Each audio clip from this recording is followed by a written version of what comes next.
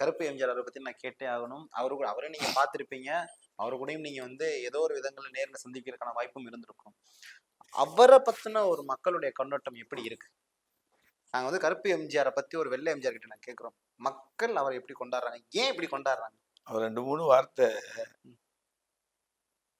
அவரு என்ன சொல்றது, பச்சையான மனுஷன் சொல்வேனே, பச்சையான மனுஷன், உண்மையான ஒரு நபர்னு சொல்வேனே. ம். அந்த கபடம் எதுவுமே இல்லாத ஒரு மனிதன். மேடையில பேசும்போது அப்படியே பக்காவா அவர் பேசுவா. பயங்கர ஏதோ தைரியம். மோடிபிகேஷன்ல பண்ண தெரியாது அவருக்கு. சினிமாவில் அது வேற, அது டைரக்டர் சொல்ற டைலாக்ஸ். ஆனா நேச்சுரலா ஒரு மேடையில பேசும்போது பார்த்துருப்பேன். ம். நான் காசு, நான் பணம், அந்த கேள்வியே போதும் அவரு எப்படிப்பட்டவர் தெரியுது. ஆனா இன்னொரு விஷயம், சினிமா துறையில நான் ஒரு நடிகர் தான், நான் நிறைய படத்துல நடிச்சிருக்காரு. ம். ஆனா